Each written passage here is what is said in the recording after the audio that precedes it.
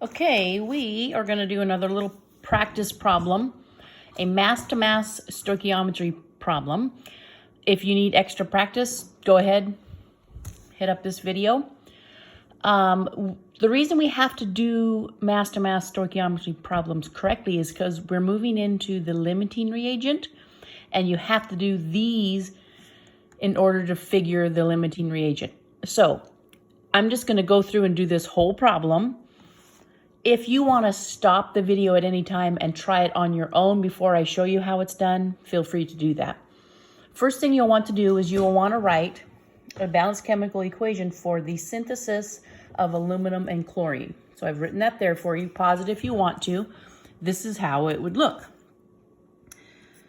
Aluminum plus chlorine, that's the Hofbrinkel, is going to synthesize to form aluminum chloride. We've got to have the 3 chlorines to balance out the +3 of the aluminum. Now we need to balance it. We're going to balance metals first. They're balanced. So we're going to have to balance chlorine. The only way we can do that is to switch coefficients with the subscripts there. And then to balance out the aluminum, we'll do that. So there's our balanced chemical equation. Now, this is the question I want you to work on first. How many grams of aluminum did I start with if I produced 8.5 grams of aluminum chloride? So if you want to try this on your own, go ahead and pause it.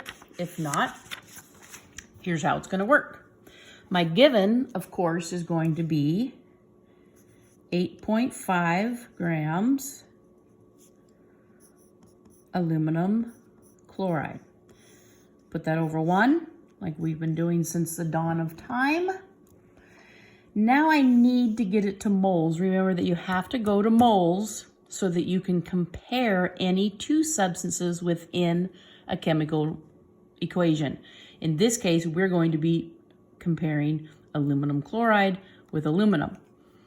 So I need to know how many grams of aluminum chloride are in 1 mole of aluminum chloride.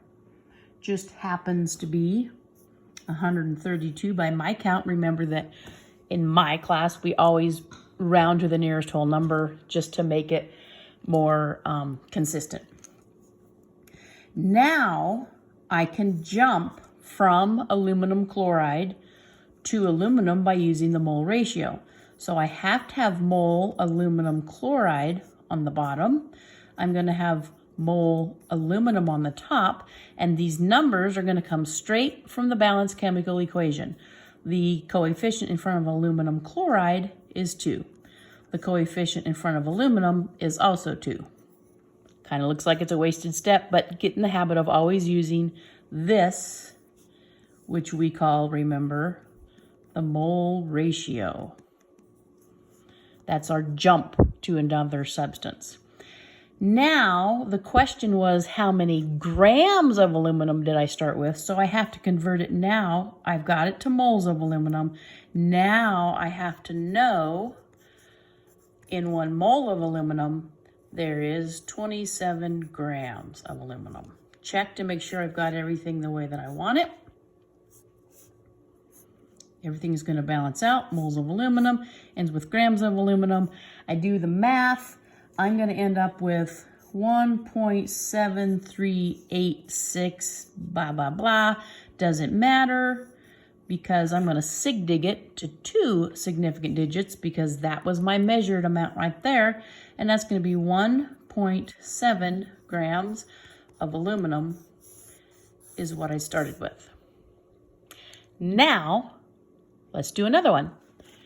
Let's go ahead and look at this question. How much chlorine did I start with? All right. We're going to start with the same given, aren't we?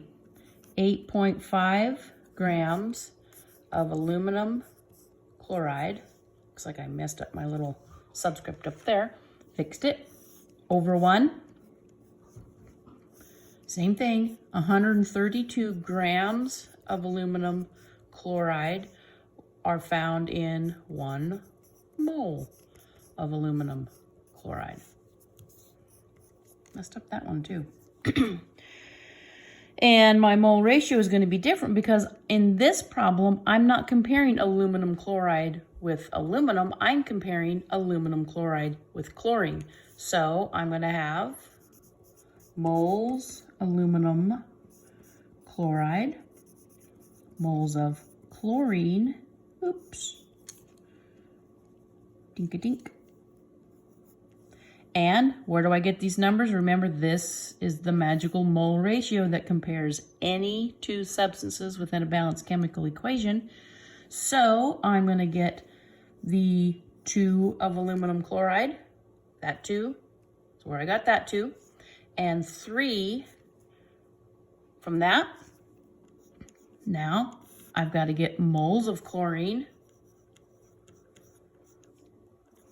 2 grams of chlorine. I just use the molar mass.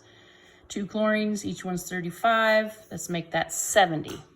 We're going to throw that into the magical math box and get something in the neighborhood of 6.761 We're going to sig dig it to 2, 6.8 grams of chlorine. Now, let me show you something cool. Let's say I didn't want to start with that. We calculated from this, we got that we threw in 1.7 grams of aluminum, right? 1.7 grams of aluminum could be a new given. And I know that grams of aluminum, there are 27 grams of aluminum in a mole of aluminum. Mole aluminum, mole chlorine. I've got a, what do we got? 2 and a 3.